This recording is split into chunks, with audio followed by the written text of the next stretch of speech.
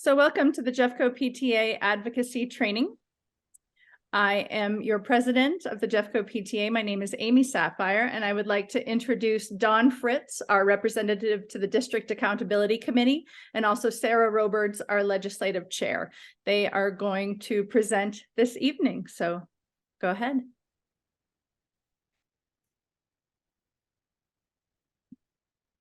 I'm going to let Dawn get things going, or like I see it, but it's kind of weird. So my name, I'll just introduce myself a little bit more. I am also a local unit president at Hackberry Hill Elementary. So we created this advocacy training to sort of speak to local units as well as anyone who's really interested in advocacy. We also have a legislative training if you're interested in joining our legislative engagement committee, which is meeting the second Monday of every month. All right.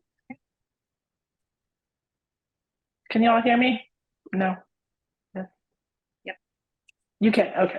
It's like when I'm in slideshow mode, I lost my controls to mute myself here apparently, so. Oh, there. Okay, cool. So just like Sarah said, we're also both part of Colorado PTA, and there are our Colorado PTA email addresses. So we're just going to kind of go through some fun stuff related to advocacy tonight. Yeah. So the first thing we do whenever we engage in this advocacy work is we ground ourselves in the mission of PTA. It's to make every child's potential a reality by engaging and empowering families and communities to advocate for all children, which is also boiled down to our vision, which is to make every child's potential a reality. So this is where we ground ourselves. We also ground ourselves in the long history of PTA, national in Colorado PTA, and build upon the great work that our forebears have done to support our children and youth.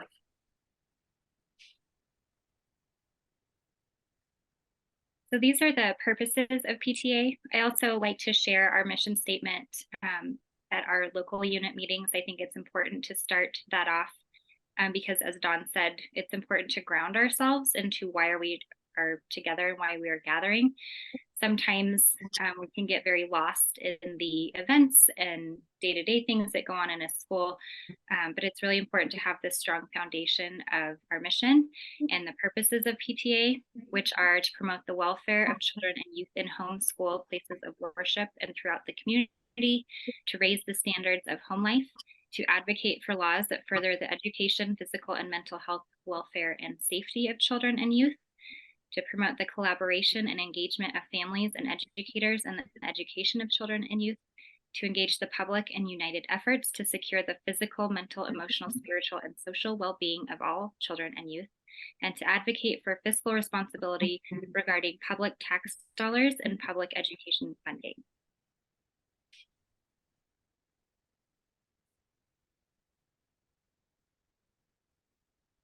Are you waiting for me to say the notes? No, it was taking a second for me to click through. So, what is advocacy? So advocacy at its most base level is just actively supporting a cause, an idea, or a policy. And it's how we achieve social change. It can be done in a variety of ways. Y'all can read the slide here, but it can be everything from advocating directly with our policymakers, bringing ideas to them, advocating for ideas that are already there, or it could be as simple as having a meeting with, a fellow member of PTA in the hallway about an issue that's directly affecting your students in your school. So it's a broad definition, and we do a lot of all sorts of types of advocacy here with PTA, and we encourage you to join us.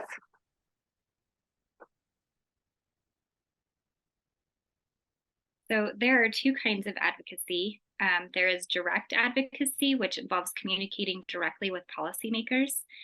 It can also be providing with people with the tools they need to communicate with policymakers. This is a lot of what we do in the Legislative Engagement Committee.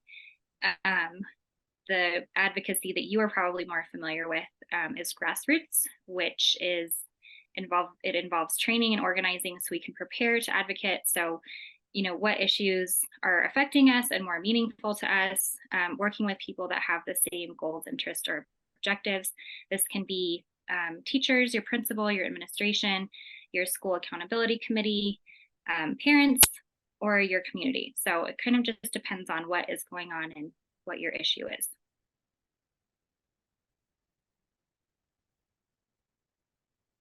Do you mind if I take this one? Yes, you created this beautiful graphic. So So this is something that I also have shared at my local unit meetings as well. I think it is really empowering to share with parents that they are advocates. And it is easy to be an advocate. It seems like a very big word and a lofty ideal, but simply being an informed voter, reading school newsletters, taking surveys, joining PTA, volunteering, just even having conversations after school, knowing your kids' teachers and your administrators, that's being an advocate. You can level up in a number of ways. PTA members attend meetings where they learn different issues that are going on in the school or the district or the state. You can be a PTA committee chair. You can become a PTA board member, and then you can level up to a state leadership role. So I think it's just important to share that advocacy looks different for everyone, and it can be as small or as big as you want it to be. And I think it's just really important to empower our families and our community and our teachers to know that they are advocates, and there are a lot of things they can do that aren't necessarily, going to the state capitol. There are a lot of ways to be an advocate. And just to reiterate a little bit what Sarah says, like even these small things, probably mostly in the collective, these small things, they make an enormous difference.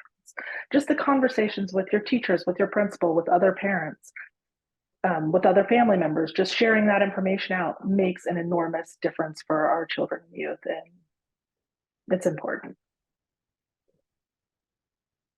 All right. So again, there's a lot of different ways you can be an advocate.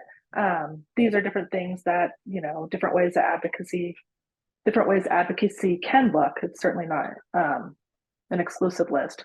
Like I said, just identifying a need at your school and talking about it, fostering communication, sharing information, hosting community building events. Like it doesn't have to be particularly an advocacy event, just hosting community events that where your families can engage is advocacy and are ways to advocate.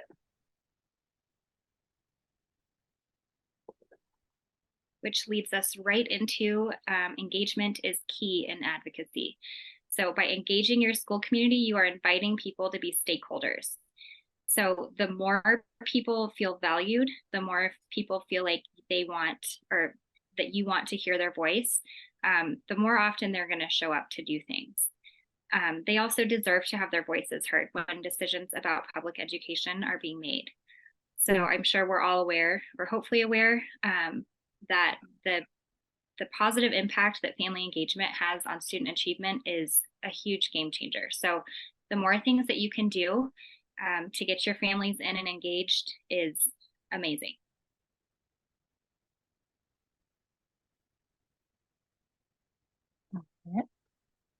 Which brings us to the national standards for family and school partnerships, which are actually written into our state law, but were developed and revised just last year by National PTA.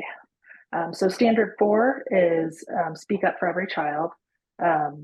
It's the school affirms family and student expertise and advocacy so that students are treated fairly and have access to relationships and opportunities that will support their success. So this has long been the work of all levels of PTA, and it's incredibly important to, like I said, family engagement and advocacy. So, speaking of family engagement, I'm getting messages about my kids' grade on my watch there. So what does advocacy look like at a unit level? The goal is to help your families and community members figure out how to navigate the school system. So sometimes that can be a really big roadblock. You don't know who to go to or who to talk to about, whatever issue you have going on.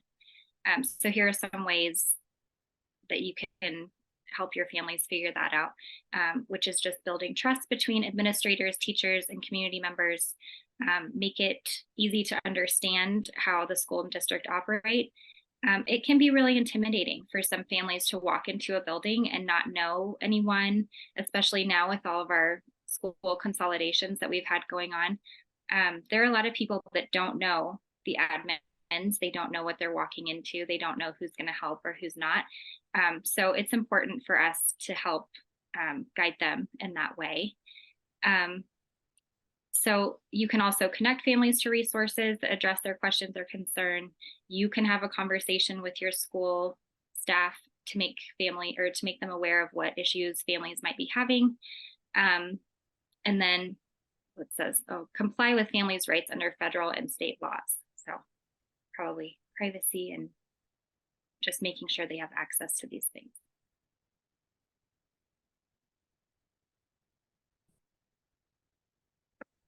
And next goal 2 is address inequitable outcomes and access. Does the school remove barriers for families to be advocates for and with students, particularly those who are most marginalized? So as I'm sitting here and thinking about this one, we just joined my son just started high school, and I attended our SAC meeting this week. And we're going over the UIP data, the testing data, and it looks really good. But one of the things that I noticed is that we do not have a lot of diversity at this school. The numbers of English language learners was very low for a school this size, the numbers of students with disabilities. So one of the things that I'm going to make my goal is to bring this up and ask how we can be a more inclusive school, how we can be accessible, and how we can bring families that might be choicing out back into our community, and where they can feel heard and able to advocate for their students' needs. So that was part of it. Is they did share understandable and disaggregated data on testing and the numbers and populations who took that test. And we need to work on recognizing and work to eliminate bias in family engagement practices and policies to bring those families back. And we also need to work on encouraging community and leadership among historically and underrepresented groups. So this is a really good resource if you're looking for ways to engage your communities. This QR code will take you to the Colorado Department of Education. And I think specifically this one falls under standard 4. You can look, there's ideas and examples for all the standards. But this is just a bunch of programs or events that other schools held that were just to build their communities, to address these concerns, and to go along with the standards. So if you're looking for ways, this is a huge wealth of information and a great resource for anyone who needs it.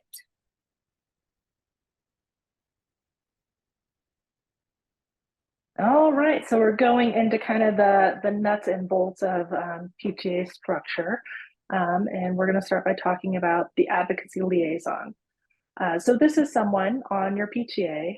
Every local unit should have an advocacy liaison, and it should be submitted with your officers list to Colorado PTA. But a liaison is someone who fosters that channel of communication between your school community, your PTA, Jefferson County PTA, and Colorado PTA.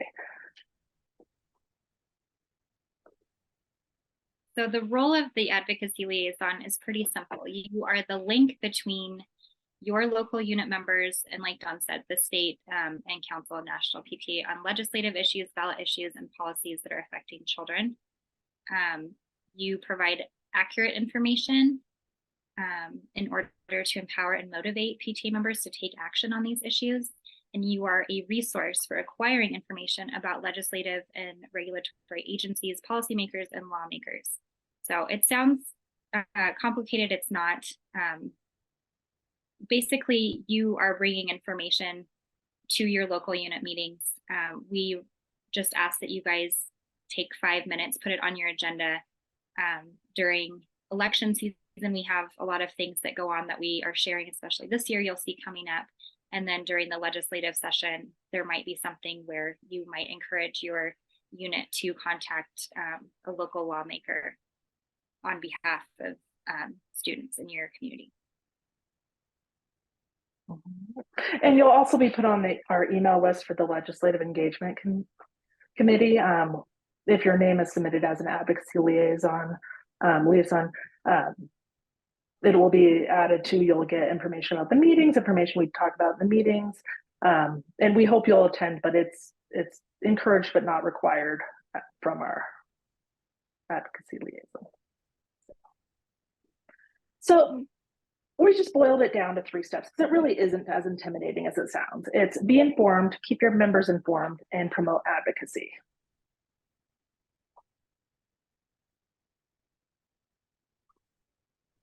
So in order to be informed, there are a couple of things that you can do. The first is to read the Colorado PTA newsletter. There is always an advocacy page or article that talks about what we're doing, especially during the legislative session. It might talk about bills that we have testified on or things like that. If you have not looked at National PTA's website yet, it is an amazing resource. They have just tons and tons of things. And I'm sure if you have any question, the information to answer it is on there. As Dawn said, you can attend the legislative committee meetings. If you have a PTO or PTA council, you can follow their advocacy activities and positions, which yes, you do. You are here at Jeffco Council. And then if you want to take it a step beyond, you can attend school board meetings, school and district accountability meetings, town halls, and other community meetings. And then most importantly is to know your legislators at the state and national levels, who represents you at the city level and county level, and pay attention to how those people are voting. There are a lot of things that come up that directly affect your schools, your kids, your communities, that often don't make headlines. Right, and next we have keep your members informed. So it just shares the information that comes out of the legislative committee, both within the meetings and in the emails we send out. Like during the legislative session, we always send a bill list out, and it's all the bills that we've taken positions on, what level of position, why we've taken positions.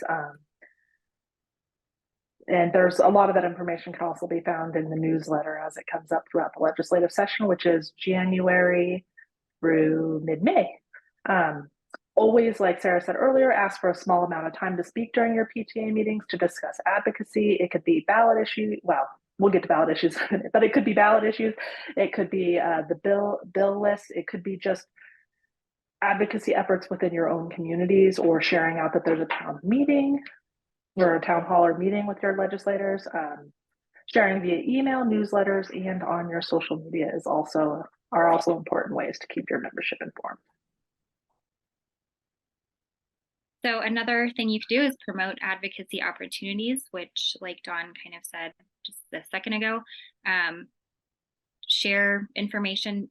We have school board elections coming up. You can share candidate forums that are coming up. You can share voter registration information. You can share what's going on at your school board or higher levels. National PTA has things you can take action on. We also are partners with Great Education Colorado and Kids Matter Too. So those are other great resources for you. Sorry, No, you're good. it's getting weird. And so I moved away before Sarah had a chance to say this, but this isn't an all or nothing task. Any information you can share is valuable and important to pass on along your unit, especially around voting times, elections, when we take positions on ballot issues, or in the height of the legislative session when there's committee meetings and hearings on like the School Finance Act or other things that directly affect our children and youth in our schools.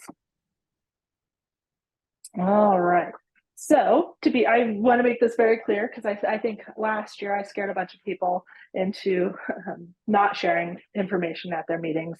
These guidelines that we're going to discuss right now do not apply to bills or votes taken by our elected officials. They only apply to ballot issues where there's an election that you can vote on. So these guidelines are, you need to follow, if you want to share guidelines on ballot issues, you need to follow your school or district policy.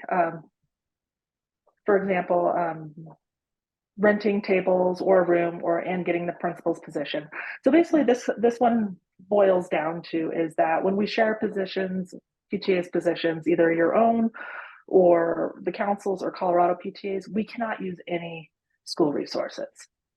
So at times when at PTA meetings, if you didn't officially rent the room, or the district's policy on allowing advocacy on ballot issues is not in effect, you can state that PTA has a position on a ballot issue. And if asked without soliciting the question, you may answer questions fully and honestly about PTA's position and why. So this will make more sense in a minute when we share with you the positions we have taken on certain things. But basically, you can't use any school resources, which is where renting the room comes in. You need to follow your principal and your school's guidelines. That's pretty much the basis of this. Here's a little bit more detail. So as Dawn said, you cannot use school resources. In Jeffco, it is very simple to rent the room where you hold your meetings. You just ask your facilities manager or a secretary or administrative person for a building use form.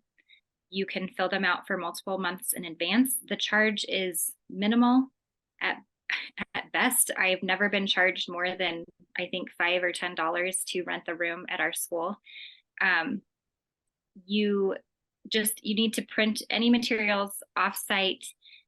You do not want to email. If you send an email newsletter out with this stuff, maybe I know GiveBacks has hubs, so you don't want to be emailing this to anybody of your staff members with their Jeffco email addresses. You can print and distribute voter registration information, general election information, things that show both sides, but you can't take sides unless you have paid for the room and you are not using the school resources. So sometimes people get really worried about this. It is not super complicated, and it should not stop you from sharing important information about ballot issues. So I don't know why this isn't on here. Just, you need to remember, we are nonpartisan. We never endorse candidates. We have ballot issues that we support, and that is it. I went to a national training. They're like, we take positions on issues, not people. That's a good way to remember it. Yes. All right. So next up, we're going to start talking about some of the ballot issues that are going to be on our November ballots that Colorado PTA has taken positions on. And feel free to jump in and ask questions here. I know we're throwing a lot of information at you right now, so feel free to ask questions, make comments. So we're going to talk about Proposition HH. And this is a very long bill that was put on the ballot by our legislature, sorry. And what it does is it reduces our property tax rate, but provides a way to reimburse our local governments, including our public schools, with a backfill. It also does what they call a hold harmless. It has a hold harmless provision, which means that it will not lower school funding. So what it does is it reduces the property tax rate, providing a cut on our property taxes, while using some of our Tabor refunds to backfill local governments, including schools. It also provides renters some relief, and it also protects and expands the Homestead Act, the reductions for our senior citizens and veterans. So Colorado PTA does support Proposition HH. It's responsible tax cuts. We all know that our property taxes are going up and have gone up, and this reduces those in a way that protects our social services, our schools, and our infrastructure.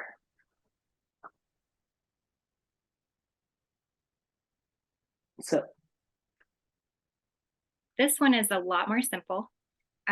If you remember Proposition EE, it took tobacco taxes and funded what I believe is the universal preschool program now.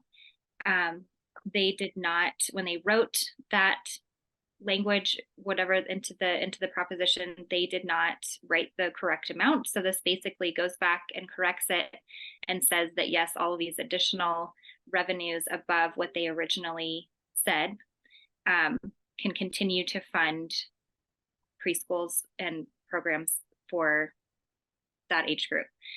If II fails, then those revenues will be returned back to tobacco wholesalers and retailers. So this is not, this one feels like a no-brainer. It's a little bit more simple. All right. And this next, and I know this is probably tiny on your screen, but it was brought to us by our Health and Wellness Committee. And it's basically just a reminder to our local units to share out the information that our families still need to complete the free and reduced lunch forms. Even though Proposition FF passed and our school lunches are at no charge to our families now, we still need those forms to be filled out because it's what we're currently still basing what we call our at-risk dollars on.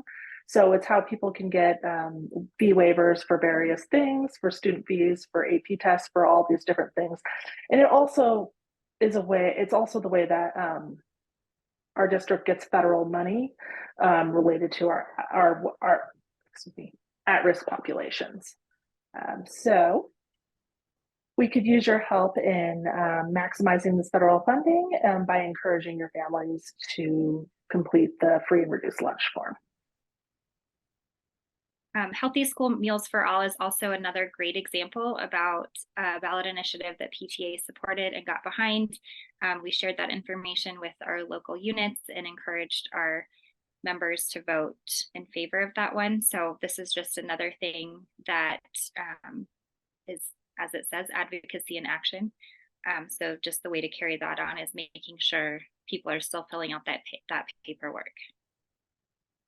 And another cool thing that'll be happening next year is they're going to start the local sourcing of some of the food for our schools, and also technical assistance and grant money for things like kitchen equipment and things like that. So that's something to be on the horizon for next year.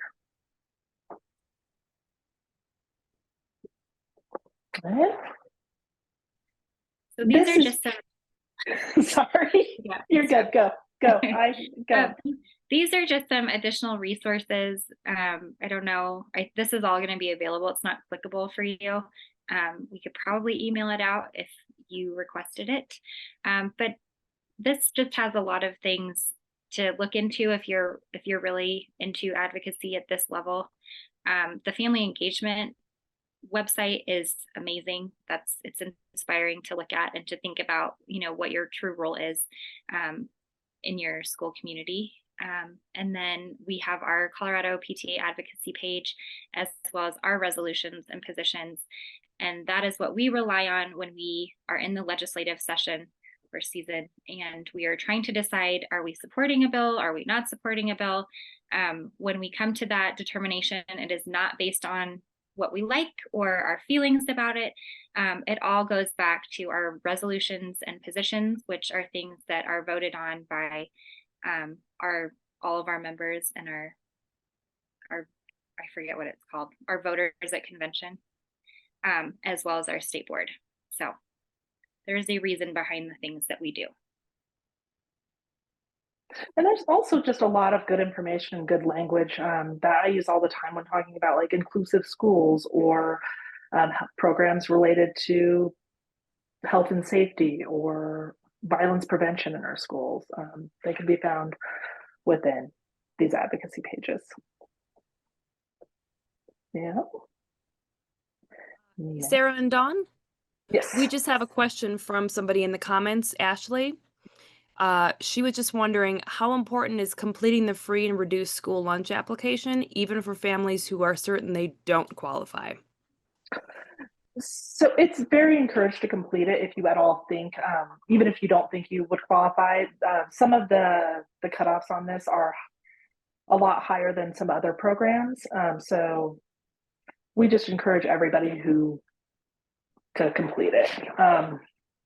If you are absolutely certain you won't qualify, it's not going to change the federal money. But if there's any chance, at all that you think you would qualify, I would encourage families to complete it.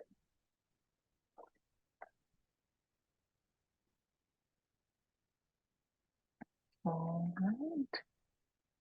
And you do not have to be an advocacy liaison. I always say this wrong. I always say liaison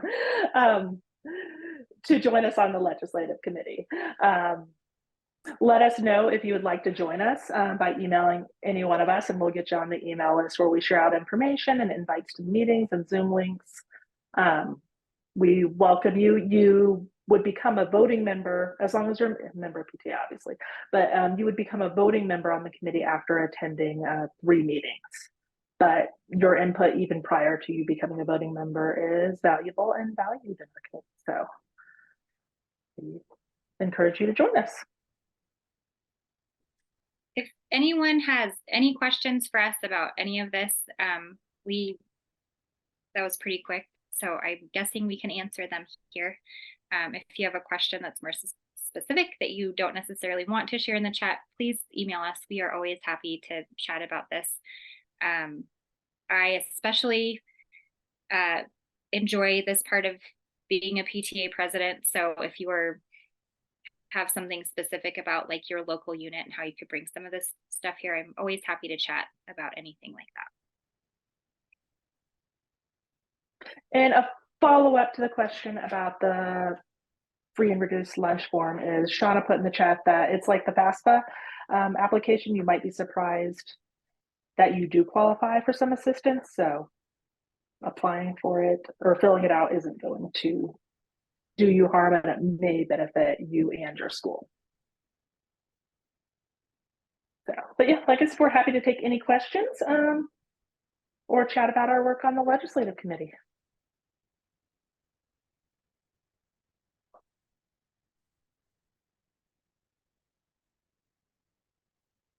Shauna says we have to read the Braille. Thank you, Shauna. Thank you. Yes. Thank you. No, this is fun work, and Sarah and I are really, really passionate about the legislature and advocacy on ballot issues and all of these fun things and knowing the ins and outs on policy.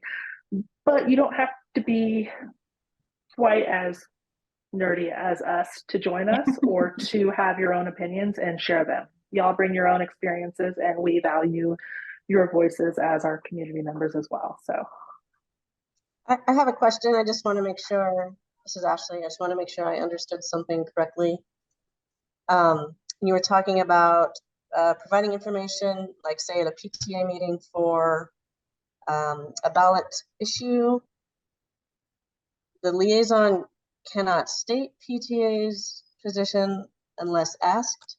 Did I understand that correctly? So if I just say, I'm not allowed to state PTA's position, PTA does have a position, but if somebody asks me, then I can.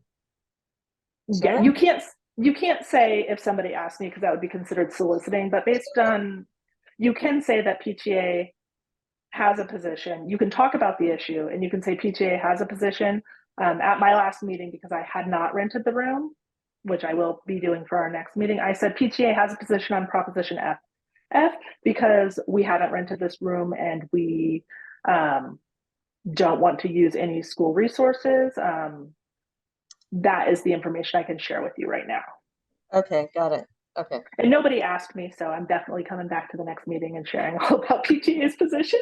Because in that case, you will be renting the room, and so then you will be able to. Yes, if you rent the room, you can share. Okay. Yes. And we do. Sorry, go ahead, Ashley. Sorry, but if someone had asked you, then you could have shared. Yeah, if somebody said, what's PTA's position? You could say PTA supports Proposition HH. Okay. So just as an example, I had my local unit meeting yesterday. I had rented the room. I also rented the room in advance for our October meeting because that's the last time we'll meet before election day. And I shared those slides. So we can also email out those slides if you are renting your room or if you want to share them on your social media. Those are all great things. All you have to do is rent the room. It's just a good practice anyway. Some units will rent the room for the whole entire year. Sometimes they get charged, sometimes they don't, but as long as you filled out that paperwork through Jeffco, you're good. And yes, Megan, you are asking a question, silly question, but filling out the building use form, but there is no cost. Does that still count as renting the room? And yes, it does. It would be probably better to, say, ask your secretary, charge me $1 or $5 or whatever. But as long as you have submitted that, you should be good. You're welcome. And Shauna made a good point that as a parent, you do not have to rent the room to bring up an issue. You do have to pass out information. If you're a leader in PTA and it's on your agenda, you do have to rent the room.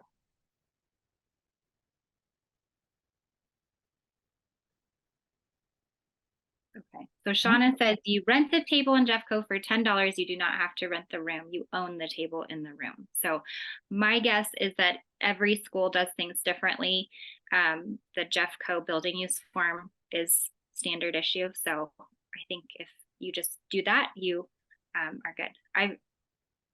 I've never paid for a table, but I guess I should start. I've done both. Like if it was like a community event, I've rented a table out in the hallway, like a back to school night to pass out literature. Otherwise, I have rented the room, but it sounds like you can get around renting the entire room from what Shauna's saying, and she's very experienced in doing some of this. I've collected signatures on the sidewalk at a school picnic before. I brought my own table and chairs even, but I did pay a usage fee. Yeah. And anything can be passed out across the street or away from the school building too. But we're just trying not to use school resources. We're trying to be on the up and up so that we follow all the rules related to state law and our nonprofit status. But I want to make this also clear again. Once the legislative session starts back up and we start sharing information out about bills that are coming up, that our elected representatives will be voting on, you do not have to follow any of these rules. You are allowed to share that information out. You're allowed to share PTA's positions out on those bills. And you don't have to follow these. It's related to ballot issues. So I feel like we also really focused a lot on legislative stuff, which Dawn already said, like, that's our passion. That's what we really care about. It doesn't have to be like that for you. Whatever is going on in your school or your community, you can advocate to help whatever need is there. So if you're not into the legislative stuff, just remember that we're here as advocates. This is our job. When you need reminded of it, go back and look at the mission statement. I do encourage everyone to share the mission statement if you're not at the beginning of your meetings. We have noticed it has really set the tone just in our last 2 meetings alone, because we've had a couple groups come and ask us for money, and we've had to say, this doesn't really fit our mission, but we're happy to work with you on something else, or maybe we can find a middle ground. But really just remember why you're there. You're there for every kid, and everybody matters.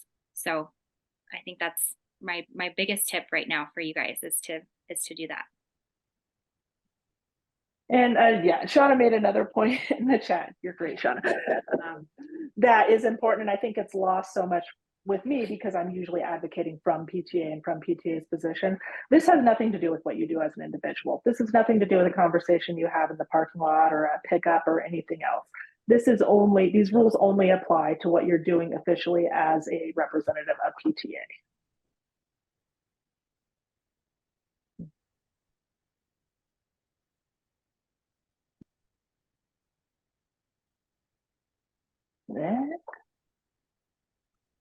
Corey asked if they, Yes, if you missed the information last night, we are currently getting the videos up to our website, which has been down for a couple of weeks now. So we are just shoring up our digital presence, and we will have those slides and videos for you very soon. Thank you.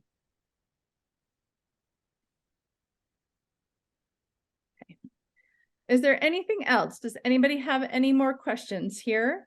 And please, if you have not already, put your full name and your PTA unit in the chat so we can record that you were here. The Colorado PTA does want to know that you have attended a training.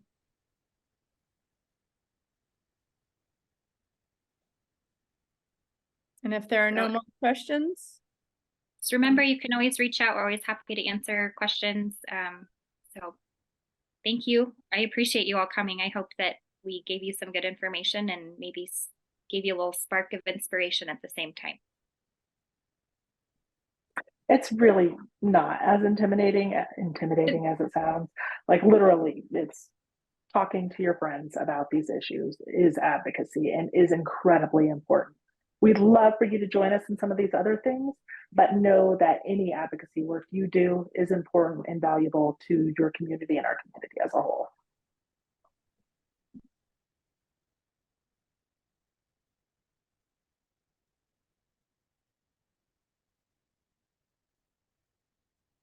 If that is all, I'm going to end the recording here. I want to thank you all for participating. Good questions, good discussion, and thank you for advocating on behalf of your children and their schools and their classmates.